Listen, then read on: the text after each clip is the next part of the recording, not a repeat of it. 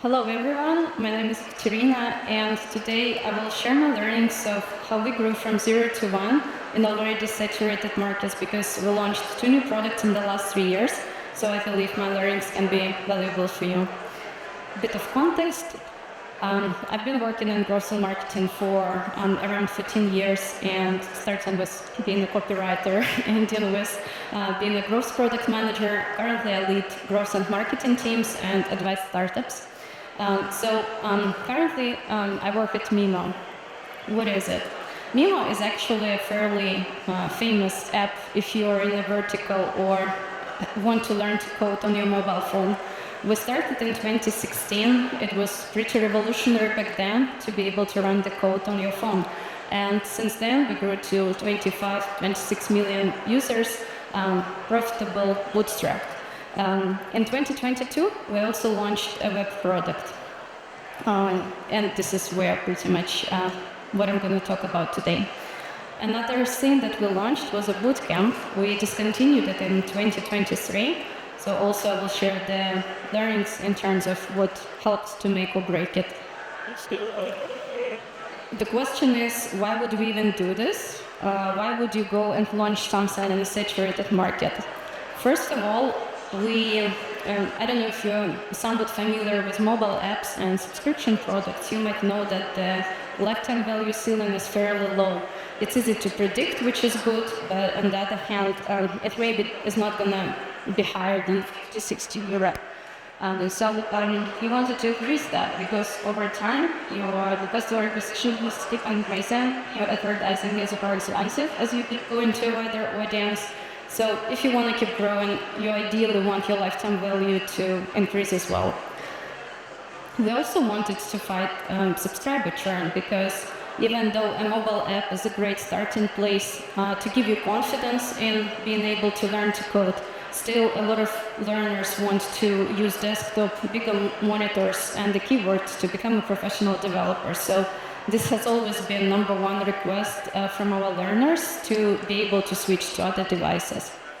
And last but not least, a couple of years ago, I started reshuffling the cards in the education industry a little bit. So we did feel that we might have to get our foot in the door and actually get a portion of the market that was occupied by the web coding platforms.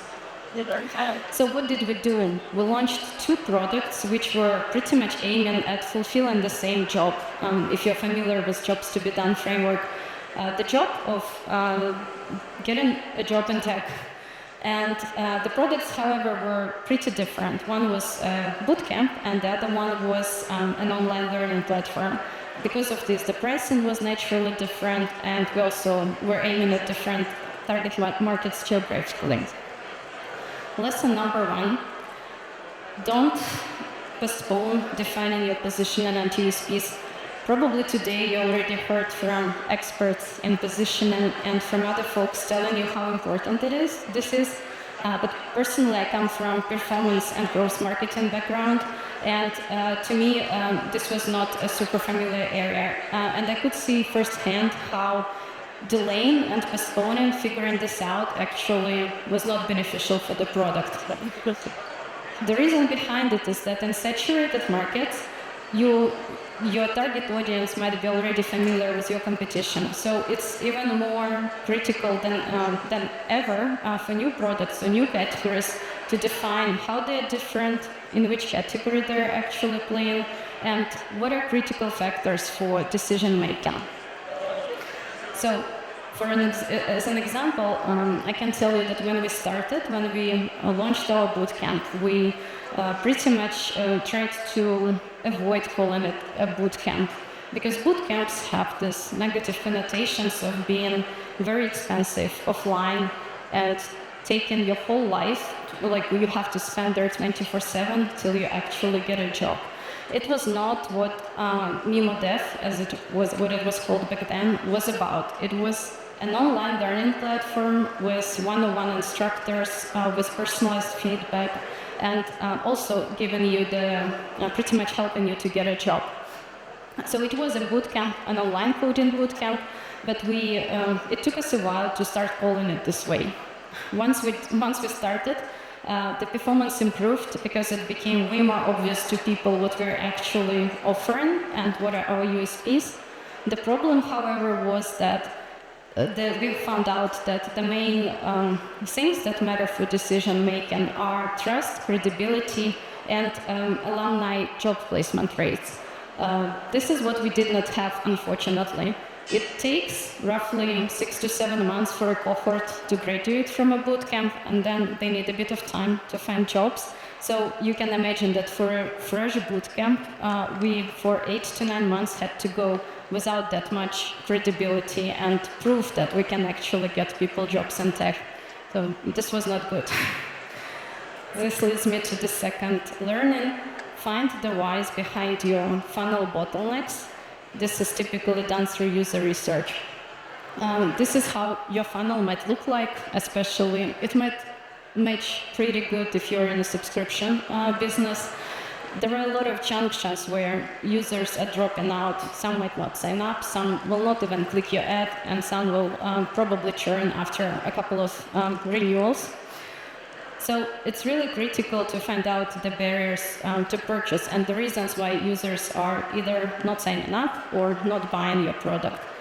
The easiest ways to do this, I'm not saying necessarily the best, but the easiest, which are really low effort, are placing automated surveys asking for users why they canceled or maybe why they are asking for a refund.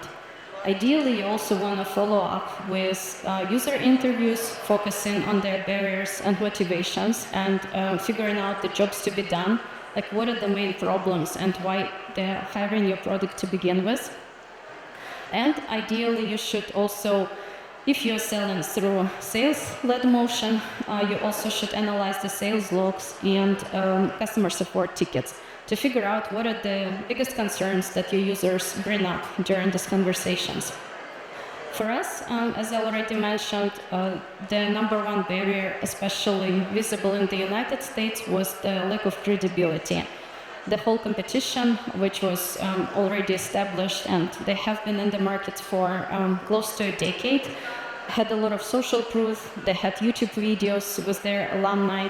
They had authorized reports on job placement rates, and a bunch of other stuff which we did not have. Lesson number 3, invest in channel discovery, but make sure that you're also prioritizing something that moves the needle, something that has an impact on your bottom line. Here you can see a typical paid advertising growth loop. This usually is almost the number one solution for a lot of early stage startups to go and test out the waters, to test out the market. However, in saturated markets, it might get pretty complicated because the advertising costs are high and the competition is also in both paid and organic channels, might be very difficult. If you're additionally at the pre-product market fit stage, if you have not yet nailed down your funnel, you might end up with really high customer acquisition costs, which in the end will make this fairly easy advertising channel unviable. When this happens, a lot of products go to organic growth loops. Some of them might be the viral loop, like you can see on the screen, which is really hard to pull off. Some might be user-generated content with search engine optimization. This might be interesting if you're something like Pinterest or Quora. The more traditional one is this one. It's editorial content loop where you create the content yourself, or like some copywriter does, or maybe AI does, and search engine optimization.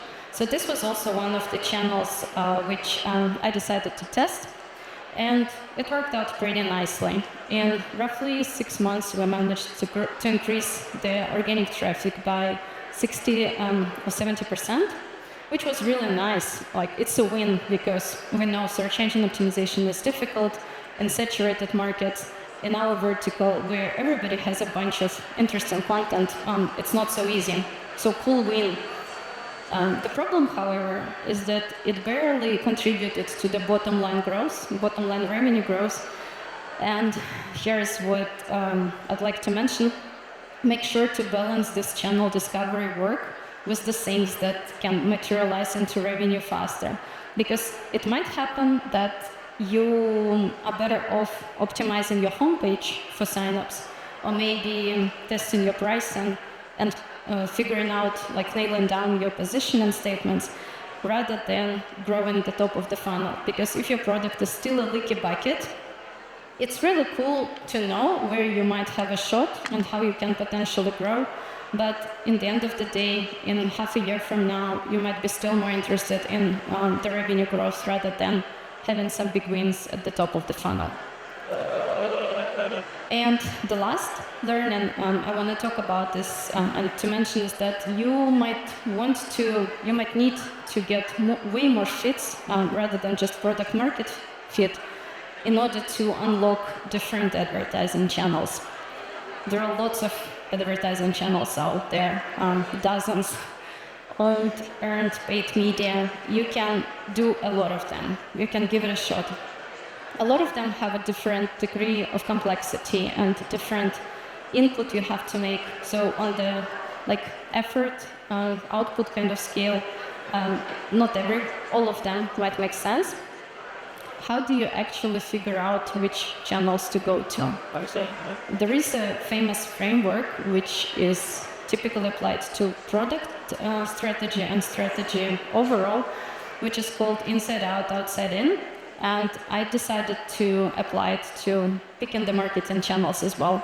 So there are a lot of things you want to look at the beginning, which might be guided by your company or your product, like your main goals, the budgets you have available, the expertise that you have in the team, the stage your product is at. Most importantly, product channel fit and channel model fit, and the different attributes of advertising channels like cost, targeting granularity, input-output time, and control and scale. Why is it important? The number one aspect that turned out to be important for us is the resources that we have and expertise in the team. There are not that many potential growth motions that you can use for your product. And we, for years, have been doing a really good job with product-led and marketing-led growth motions. This is what we were good at. All of our mobile apps have been growing because they had a really good freemium model. And this was good, same with the web platform actually.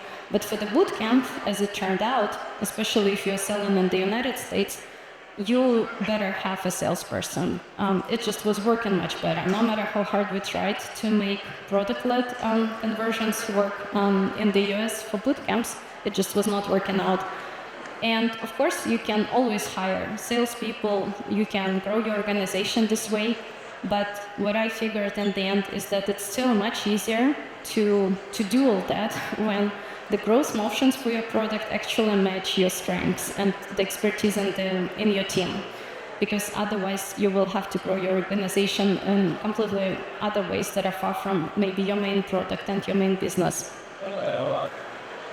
The other two interesting aspects, and this is the framework from Brian Balfour, the founder of FreeForge, which I personally really like as a resource and as a course, where he mentions that in addition to the product market fit, you also need to have product channel fit and the channel model fit. Product channel fit is that you have channels that can bring you customers at a reasonable acquisition cost and can be scaled. At the same time, channel model fit means that your monetization model, this is how you charge, how much you charge, how often you charge, actually matches and can unlock some advertising channels for you. It's easier to explain with an example. So let's say you have a product with relatively low conversion rates, like maybe, 0.5% from website visit to purchase. This will lead to pretty high customer acquisition costs. If on top of this you have long time to value and long time to purchase, you might just simply not get enough events for which the advertising campaigns need to be optimized, because this is what algorithms on Meta and Google do. On top, you might not have enough tracking and attribution capabilities to actually measure the success. This basically means that I would not count too much on getting solid return on ad spend from running these campaigns. It means you can get still a lot of interesting learnings from the top of the funnel, like what audience to go to, what kind of advertising concepts resonate with your audience. But I would not count too much on getting return on ad spend and these channels working out of the box for a product like this. Similar story with influencer marketing. If you are not yet certain about your product market fit and your funnel is still leaky, like your product is still a leaky bucket, then you might, of course, also go and try it out, which is fun. You can find out what kind of categories of influencers are working for you, or you can also figure out what kind of creatives resonate with your audience. But again, the revenue contribution from this channel will be delayed. So it's something to keep in mind, obviously. And the other element of this framework is the outside-in perspective. This is what a lot of other speakers also talked about today. Do user research. Figure out what they already mentioned and which channels they're coming from, who they follow. Look what your competitors are doing. I'm also not saying that you should copy that, but it's still interesting to know how the other players in the vertical are growing. So make sure to then take all of these attributes. You can put them into a spreadsheet and then create multiple channels based on this. I've already created a template for this and created some of these channels for you. It's not an exhaustive list, and obviously it needs to be adjusted based on your product, but it has all of these important elements that I just talked about in it. So feel free to use it. I think it should be a good start. So in conclusion, user research is key. Don't delay it, don't postpone it. Talk to your users and make sure that you know what matters for their purchase decisions. In a saturated market, positioning, naming, branding becomes even more critical than in other markets, in my opinion, for new products. Aim to find the product channel fit and channel model fit faster, but at the same time balance this with the work that actually moves the needle, which is working on the rest of the funnel. And use inside-out, outside-in approach. Use the channel metrics that I've shared via QR code, and make sure to invest and focus on the channels that are more likely to work for you. Thank you very much. I'll be available for questions now, and also tomorrow I'll be hanging out here.